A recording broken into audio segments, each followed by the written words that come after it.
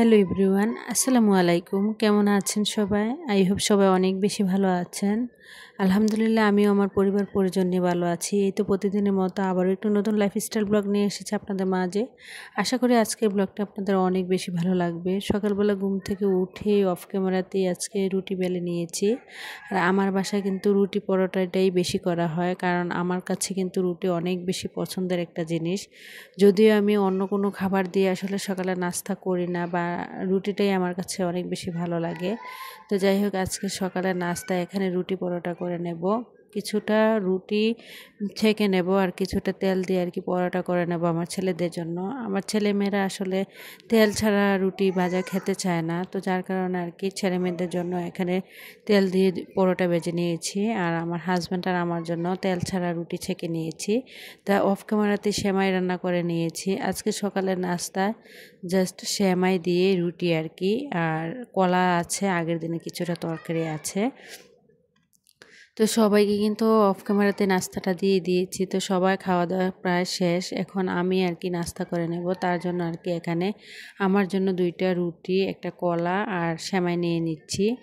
তো অফ ক্যামেরাতেই তো সবাই নাস্তা খেয়ে নিয়েছে। তো ভিডিওর এই পর্যায়ে এসে যে সকল প্রিয় আপু এবং ভাইয়ারা আমার ভিডিওটি দেখছেন, প্লিজ ভিডিওটিতে একটি লাইক দিয়ে অবশ্যই কন্টিনিউ করবেন। আর যারা অলরেডি এই কাজটি করে দিয়েছেন তাদেরকে জানাই অসংখ্য ধন্যবাদ।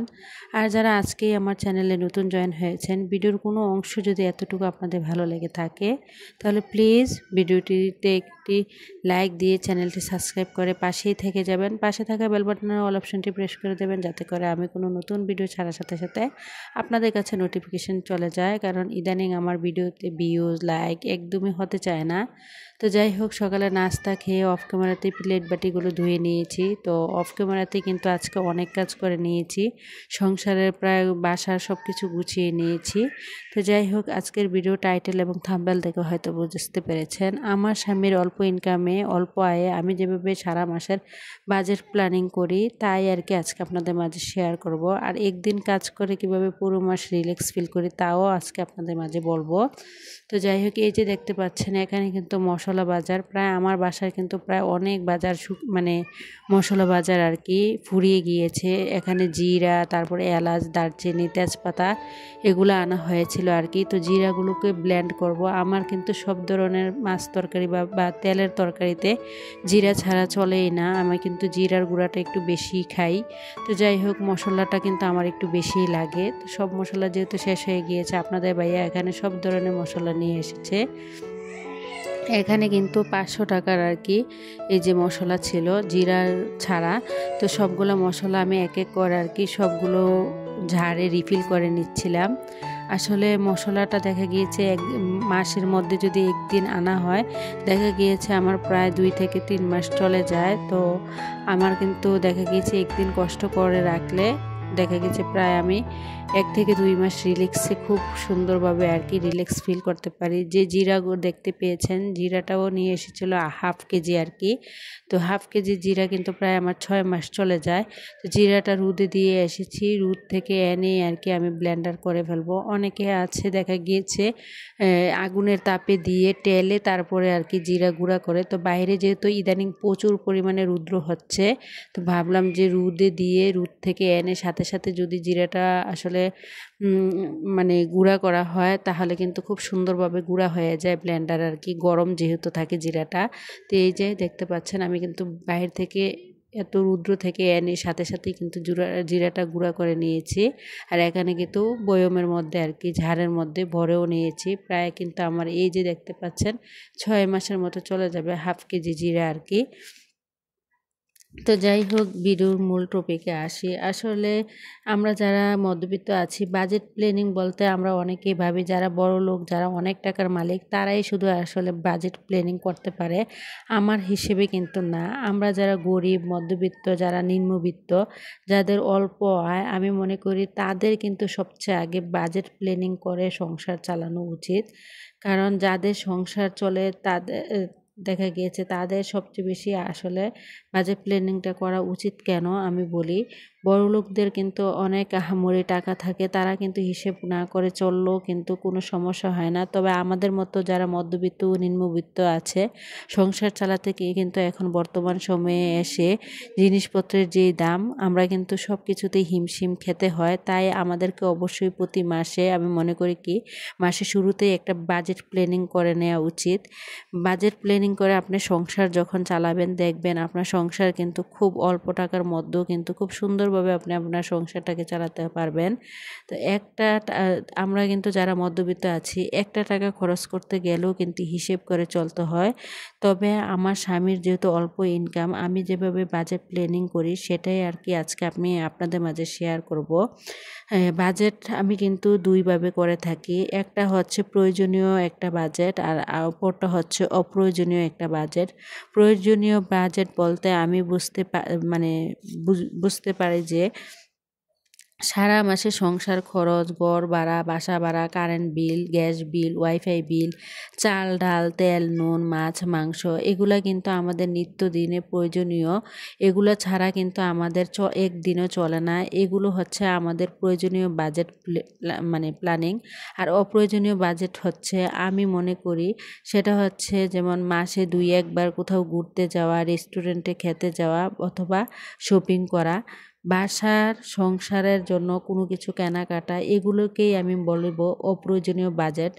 আর যারা হচ্ছে চাকরিজীবী, তাদের হচ্ছে মাসের বাজেটে দেখা কী রকম থাকে, তাদের কিন্তু প্রতি মাস শেষে একটা কিন্তু মোটা অঙ্কের টাকা আসে। আবার যারা ব্যবসায়ী, তাদের কিন্তু প্রতি মাসে একই রকম কিন্তু আসলে এক এক মানে ব্যবসা হয় না। কোনো মাসে দেখা গিয়েছে তাদের কিন্তু অনেক টাকা ইনকাম হয়, আবার কোনো মাসে দেখা গিয়েছে তাদের কম টাকাও কিন্তু ইনকাম হয়। কোনো মাসে বেশি হয়, কোনো মাসে কম হয়। তো আবার দেখা গিয়েছে যারা প্রবাসে থাকেন, দেখা গিয়েছে আমার হাজব্যান্ড যেহেতু প্রবাসে থাকেন, কিন্তু তাদের কিন্তু একই রকম স্যালারি, উনাদের কিন্তু কোনো মাসে বেশি কম হওয়ার কোনো চান্স থাকে না। আমার হাজব্যান্ড যেহেতু একটা প্রাইভেট মানে কোম্পানিতে জব করে, তো উনার বেতন কিন্তু প্রতি মাসে একই রকম। তো উনার যে একই রকম টাকা মানে বেতন হয়, এই টাকাটা দিয়েই কিন্তু আমি প্রতি মাসে বাজেট প্ল্যানিং করে ওই টাকার উপরেই ডিপেন্ড করেই কিন্তু আমি আমার সংসারটাকে খুব সুন্দরভাবে চালাতে হয়। এর মাঝে দেখা যায় যে আমি কিন্তু প্রয়োজনের অতিরিক্ত কোনো কিছুই করতে পারি না। কারণ দেখা গিয়েছে যাদের হাসব্যান্ড ব্যবসা করে, তাদের কোনো মাসে ব্যবসার হার কিন্তু অনেকটাই বেশি হয়, কোনো মাসে কম হয়। তারা চাইলে কিন্তু তাদের প্রয়োজনের অতিরিক্ত অনেক খরচ করতে পারে। দেখা গিয়েছে এক মাসে একটু কম হলো, এই মাসে দেখা গিয়েছে সংসারের জন্য কিছু কেনাকাটা করলো না, অন্য মাসে দেখা যায় যে আবার একটু বেশি হলো কেনাকাটা করতে পারে। কিন্তু আমরা যাদের হাসব্যান্ড একই নিয়মে সবসময় একই নিয়মে বেতন পায়, আমি মনে করি কি তাদের কিন্তু আসলে সংসার খরচটা সবসময় একই নিয়মে চলে। আমার কিন্তু সংসার খরচটা প্রতি মাসে একই নিয়মে চলে। আমার সংসারে কোথায় কখন কি লাগবে না লাগবে সব কিছুই কিন্তু আমি মাসের শুরুতেই একটা বাজেট প্ল্যানিং করে নিই বা একটা লিস্ট করে নিই বাজারে। যখন আমি বাজারে লিস্ট করি, তখন কিন্তু আমি আসলে সবসময় চেষ্টা করি আমার বাসায় আগে থেকে কি আছে না আছে সব কিছু দেখে নেয়ার জন্য। যখন দেখা গিয়েছে আমার বাসায় দেখা গিয়েছে আগের মাসে যদি 1.5 কেজি ডাল আনা হয়, তা থেকে কিন্তু প্রায় হাফ কেজি ডাল মানে থেকে যায়। আমার কিন্তু প্রতি মাসে 1 কেজি মসুরের ডাল হলে হয়ে যায়, কারণ আমরা একটু ডালটা কমই খাই। আমাদের যেহেতু অ্যালার্জি প্রবলেমটা আমার ফ্যামিলিতে সবার মধ্যে, তো যার কারণে আসলে ডালটা কমই খাওয়া হচ্ছে। তো দেখা গিয়েছে আরও হাফ কেজি ডাল কিন্তু আমার থেকে যায়। তো পরের মাসে যখন আমি বাজেট করতে যাই, তখন দেখা গিয়েছে যে আমার 1.5 কেজি ডাল আর লাগে না, আমার কিন্তু 1 কেজি নিয়ে আসলেই চলে। তো এভাবে করে যদি লিস্ট করে আসলে আমরা বাজার করি, তাহলে দেখবেন আপনাদের কিন্তু অনেক সময় দেখা গিয়েছে অনেকটা টাকা পয়সা কিন্তু সাশ্রয় হয়।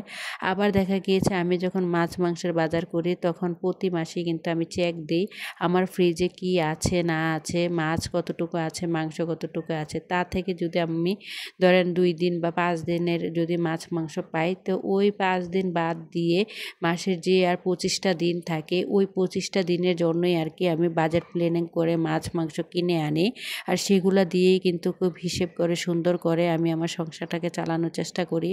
আসলে আমরা যেহেতু মধ্যবিত্ত, আমাদের কিন্তু হিসেব ছাড়া, বুদ্ধি ছাড়া, আসলে বাজেট প্ল্যানিং ছাড়া আসলে মানে সংসার চালানোটা অনেক বেশি কষ্টদায়ক হয়ে যায়। এখন বর্তমান সময়ে এসে কিন্তু মানে বাজারে কিন্তু সব জিনিসের দাম অতিরিক্ত। তো আমরা যদি আগে থেকেই সব কিছু বাজেট করে রাখি, আগে থেকে প্ল্যানিং করে রাখি, আর সেই প্ল্যানিং অনুযায়ী, বাজেট অনুযায়ী যদি সংসারটাকে চালাই, দেখবেন আপনার একটা টাকাও কিন্তু নষ্ট হবে না। আর আপনি কিন্তু খুব অল্প টাকার মধ্যে খুব সুন্দরভাবে আপনি আপনার সংসারটাকে আর কি সুন্দরভাবে চালাতে পারবেন। তো আসলে আমি মনে করি কি, যারা মধ্যবিত্ত আছে, নিম্নবিত্ত আছে, তাদের আসলে অবস্থা কিন্তু করুণ হয়ে যায় সংসার চালাতে। তো তার জন্য আমি মনে করি কি, আমাদের মতো যারা মধ্যবিত্ত আছে, নিম্নবিত্ত আছে, তাদেরই সবচেয়ে আগে প্রতি মাসে শুরুতে একটা বাজেট প্ল্যানিং করে নেওয়া উচিত। তার কোন কোন পথে বা কোন পথে তার টাকাটা একটু বেশি যায়, কোন পথে তার মানে টাকাটা একটু কম যায়, আগে থেকে সে যদি লিস্ট করে রাখে, হিসেব করে রাখে, তাহলে কিন্তু সে বুঝতে পারবে। তো যাই হোক, আপনাদের সাথে কথা বলতে বলতে কিন্তু সংসারের অনেক কাজ করে নিয়েছি। আজকে কিন্তু মাসের বাজার করা হয়েছিল। তো মাছগুলো কিন্তু আমি মাসের হিসেব করেই কিন্তু আসলে রেখে দিয়েছি। তো একদিন যে মাছের বাজারটা করেছে, একদিন মানে কষ্ট করে করেছি, দেখা গিয়েছে পুরো মাসটা আমি রিল্যাক্স ফিল করতে পারবো। আবার আপনারা দেখেছেন যে আজকে কিন্তু মশলা বাজারও কিন্তু আমি গুছিয়ে নিয়েছি, জিরা ব্লেন্ড করে রেখেছি। জিরাটা কিন্তু প্রায় আমার 6 মাস চলে যাবে। আর অন্যান্য মশলাগুলো কিন্তু আমার পুরো 1 মাস না হোক, 1 মাসের বেশিও আসলে চলে যাবে। তো আসলে এইভাবে করে যদি আমরা আগে থেকে আসলে একটু প্ল্যানিং করে কাজ করি, তাহলে দেখা গিয়েছে মানে পুরো মাসটাই কিন্তু আসলে একটু রিল্যাক্সও ফিল করতে পারি। একদিক দিয়ে সংসারের খরচটাও কিন্তু কম হয়, অন্য দিক দিয়ে কিন্তু নিজের কষ্টটাও কম হয়। তো আমি মনে করি কি, আমাদের মতো মধ্যবিত্ত যারা আছে, তারা কিন্তু হিসেব করে, বুদ্ধি করে, প্ল্যানিং করে, আগে থেকে বাজেট প্ল্যানিং করেই তো সে তার সংসারটাকে চালাতে হয়। তো যাই হোক, এদিক দিয়ে আপনাদের সাথে কথা বলতে বলতে রান্নাবান্নাও কিন্তু করে নিয়েছি। তো রান্নাবান্না খাওয়া দাওয়া কিন্তু প্রায় শেষ। এটা ছিল একদম বিকেলবেলা। তো বিকেলবেলা আর কি বাসায় তো বিস্কিট আনা হয়েছিল। তো বিস্কিটগুলো আর কি ঝাড়ের মধ্যে রিফিল করে নিচ্ছিলাম। আর আমার প্রচণ্ড মাথা ব্যথা করছিল, তো যার কারণে আর কি 2 কাপ রং চা করে নিয়েছি। আর রং চাটা কিন্তু আমাদের শরীরের জন্য অনেক বেশি উপকারী একটা জিনিস। তো তার জন্য ভাবলাম যে আজকে এই যে টোস্ট বিস্কুটের সাথে এই যে রং চা দিয়ে আর কি বিকেলের নাস্তাটা হয়ে যাবে। তো এখানে আর কি আপনাদের ভাইয়া আর আমার জন্য 2 কাপ চা করে নিয়েছি, আর বিস্কিট দিয়ে আর কি আমরা সন্ধ্যার নাস্তাটা আজকে করে নেব। যদিও আমার কিচেনটা অনেকটা বেশি ছোট, দেখা গিয়েছে আসলে মানে আমার স্ট্যান্ডটা যেহেতু অনেকটাই বড়, কিচেনে আসলে স্ট্যান্ডটা রেখে কাজ করতে অনেক বেশি কষ্ট হয়ে যায়। অনেক সময় দেখা গিয়েছে আমার হাতের মধ্যে রেখেই কিন্তু মোবাইল দিয়ে আসলে ভিডিও করতে হয়।